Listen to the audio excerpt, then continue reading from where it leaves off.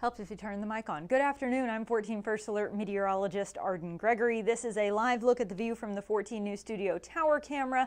Some blue sky overhead there, but clouds off in the distance. We've had this real division of clouds versus sunshine across the tri-state today, and that's still going on right now. And within some of those clouds, we do have some spotty rain, but that should all clear out of here in plenty of time for the weekend. Tomorrow and Sunday will both be warm and sunny, with high temperatures running about 10 degrees warmer than average for this time of year.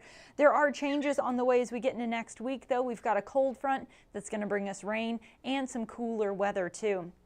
This is that division I was talking about, clouds to the southeast, sun to the northwest. Within those clouds, we have had spotty rain on and off essentially all day today. It's just now starting to finally clear. We've still got one little shower in Perry County, but that rain in Davis County and Owensboro seems to have finally dried up. Any additional showers like the one in Perry County should also dry up within the next couple of hours. But then as we get into the night tonight, some of the models are indicating that rain may pick back up.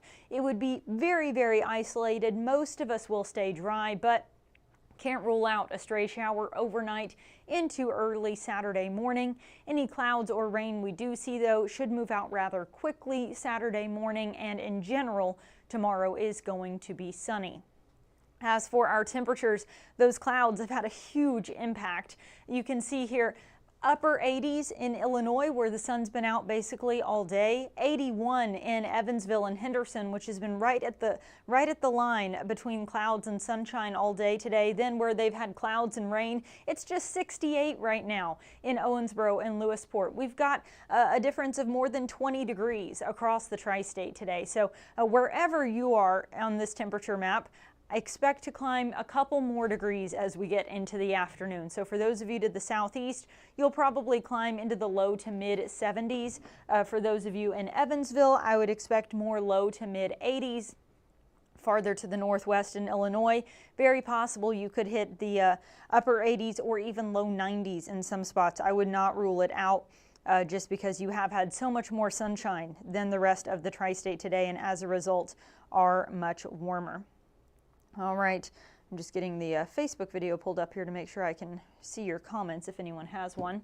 All right, for those of you headed out to Friday night football games, there may still be a few clouds hanging around, but most of us are going to be dry. Again, I can't 100% rule out a stray sprinkle, but probably dry through the Friday night football games. This is more specific to Evansville, because keep in mind that huge temperature difference this afternoon also means temperatures at kickoff will vary a little bit, but generally sitting in those mid to upper 70s at kickoff this evening, then dropping back through the 70s and into the upper 60s by the time the games are over. By the end of the night, we'll eventually bottom out in the upper 50s to low 60s under mostly clear skies. But again, there is that just 10% chance that we could maybe get a stray sprinkle overnight into very early Saturday morning. But any clouds we see should move out rather quickly on Saturday. And in general, we'll have a lot of sunshine tomorrow with highs in the mid to upper 80s again, which is about 10 degrees warmer than average for this time of year. And we stick with that through Sunday as well, and still low to mid 80s even into Monday. Then we see our temperatures start to drop as we get into next week, and that's all thanks to a cold front. That cold front will come in from the northwest, so still plenty of sunshine all the way through Sunday. Then Monday, we start to kick up a few scattered showers, mainly Monday afternoon and evening. That cold front will actually push through the tri-state on Tuesday. So Tuesday seems like our best chance of rain. The timeline for this cold front has shifted up just a bit. Initially, it looked like Monday would be mainly dry, and then this rain would be mainly late in the day Tuesday into very early Wednesday. All of that has shifted up a little bit. So now it seems the rain will probably start late in the day Monday. Best chance of rain is Tuesday morning up through about the middle of the day. Then this rain will start to taper off to the southeast Tuesday night, and Wednesday is now trending mostly dry.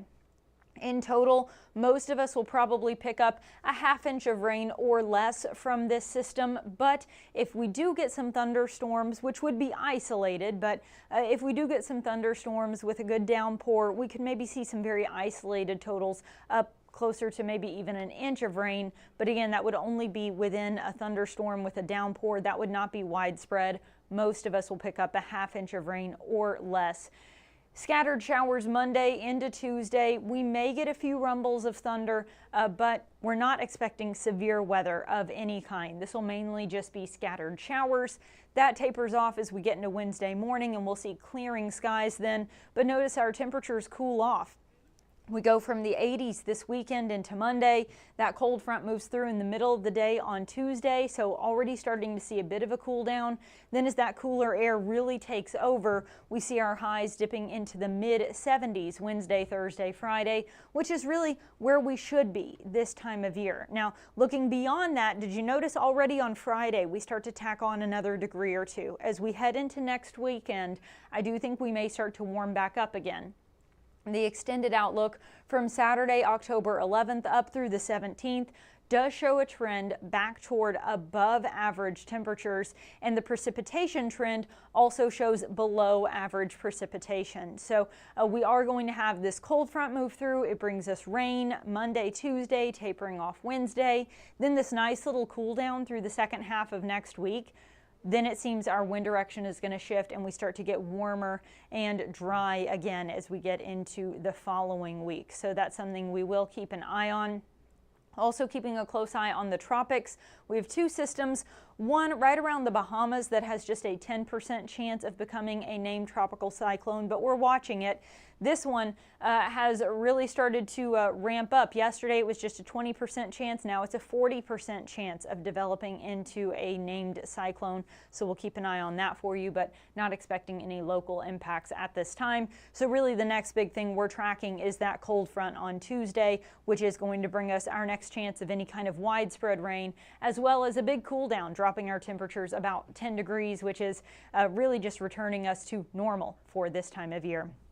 All right, good afternoon, Cheyenne. That is the only comment. So I'm going to go ahead and wrap up your forecast, but don't go anywhere. Jamie French and Robinson Miles will be right back with your latest news headlines, including a safety alert. Stay informed on your local news and weather throughout the day by watching the 14 First Alert streaming shows. At 8:30 a.m., get your First Alert forecast to plan the day ahead and catch up on the news that happened overnight with the 14 News Sunrise team. In the afternoon, get the latest headlines, forecasts, and a preview of the stories we're working on with the 14 First Alert streaming show at 2:30. And get an in-depth look at the 14 First Alert forecast so you're ready for the next big thing with the 14 First Alert weather show at 9 p.m. Watch the 14 First Alert streaming show that fits your schedule and works best for you. Streaming on your phone by downloading the 14 News app and the 14 First Alert weather app. On your smart TV by using the 14 News streaming app. And stream anytime on Facebook, YouTube, or on 14news.com. Stay connected and stay informed by watching the 14 First Alert streaming shows on your favorite streaming devices.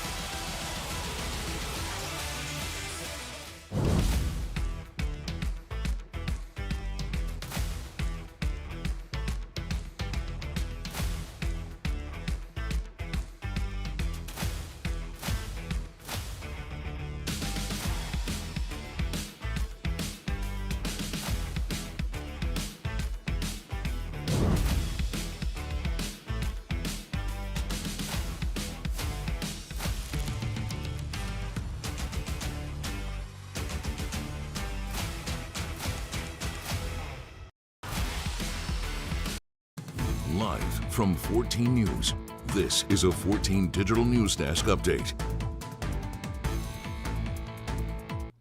Good afternoon, everyone. Thanks for joining us for our 2:30 streaming show. I'm Jamie French. And I'm Robinson Miles. Now, before we get to our traditional chill and fun Friday stories, we actually do, as Arden mentioned, we have a little more information on a safety alert that we brought you yesterday. We now know the person who died of West Nile virus in Kentucky lived in Davis County. No other details were released. Now, there was also a West Nile virus-related death reported in Vandenberg County. We told you about that one yesterday. The health department says 9 other cases have been reported, mostly in the northern part of Vandenberg County. Due to the rise in these cases, though, officials are really urging people to take precautions against mosquitoes, like using insect repellent containing DEET when you're going outside. We know the weather is still warm. We haven't had a ton of rain, so we're still pretty much feeling the summer effects out there, meaning those mosquitoes are active, just make sure you're taking that extra step to really protect yourself and your family. Not great feeling like it's a present threat, but thankfully, Yeah. this is something we're familiar with, know what to do, have the insect repellent, watch for that standing water, make it through, be okay, but it is something to be conscious of. Yeah, absolutely. Now, looking forward, tonight is a big night in Owensboro as they're going to be unveiling Illuminate. Now, this new event with a world of lights and color is taking over downtown this weekend. Now, there is a lot to keep the families entertained. Now, one of these things is an immersive inflatable that people can walk through. There are even more light displays along with a drone show along the riverfront. That's right. Things will kick off tonight at 6:30, but they run through 10. It will be open again on Saturday and Sunday night. Our Leslie Chapman is going to be out there later today. Of course, she's going to sort of give you a sneak peek, I guess, a little bit later tonight. If you maybe are on the fence deciding if you want to go this weekend, you tune into our shows tonight, see what Leslie has to say and show us. And I don't know, might be a good thing to really get your family out there before you have a busy week of fall festival stuff next week. Go and see the lights tonight. I think it sounds fun. There you go. And with something this new, it is always a little different where it's even with the preview we got the other day, it's hard to visualize exactly what this is going to be. Yeah, it's like, what do I expect? Yeah, it looks like it's going to be really fun, but it's so different that I'm excited to hear from Leslie tonight. Yeah, me too. Now, of course, final story. You know what it is. We're watching out for the Westside Nut Club Fall Festival, so let's get another look at where the half pot is right now. You can see that total well beyond $200,000 now. Oh my goodness. Woo. Yeah. So actually, I've been watching it over in the screen over here to my left. When we started the streaming show at 2:30, it was 200,900 something. It's been what, maybe just a few minutes, 10 minutes, and it's 206,300. So it has already jumped up over $6,000 in 15 minutes. Anyway, if you want to contribute to that total, you can get your tickets online anytime. You just have to be in the state of Indiana to do that. The booth is at the Meade Johnson parking lot. It's open right now. It'll be open again tomorrow at 8 a.m. and, of course, 8 a.m. on Sunday as well. And then once that shuts down, you'll be able to buy tickets at any of the booths on West Franklin Street during the Fall Festival all week long. So make sure you get your ticket. Now, of course, this is one of those things we know that the main booths are not going to be open until Fall Festival gets going. But that was one thing that was different this year is they've made the different ways to buy tickets a little bit easier, starting a little bit earlier. I really think they just want to see that number double. And I think we're going to get there. I mean, of all years for it, absolutely. It makes sense. Yes. I'm very excited to see how this turns Me out. too. All right, we always keep that up in the newsroom the whole week long. Yes, We all that's watch why I it was like a hawk. for the It's rest great. of this week, we're going to put this in the 2:30 streaming show to update you guys on where that total is. So look forward to that. That's coming. 100%. Well, thank you so much for joining us today for our streaming show. And, of course, we've got a whole lot more going on in the Tri-State right now, so be sure to join us for 14 News at 4, 5, and 6, and then later tonight, 14 News at 10, along with Touchdown Live. All right. Thanks for watching. Have a great afternoon.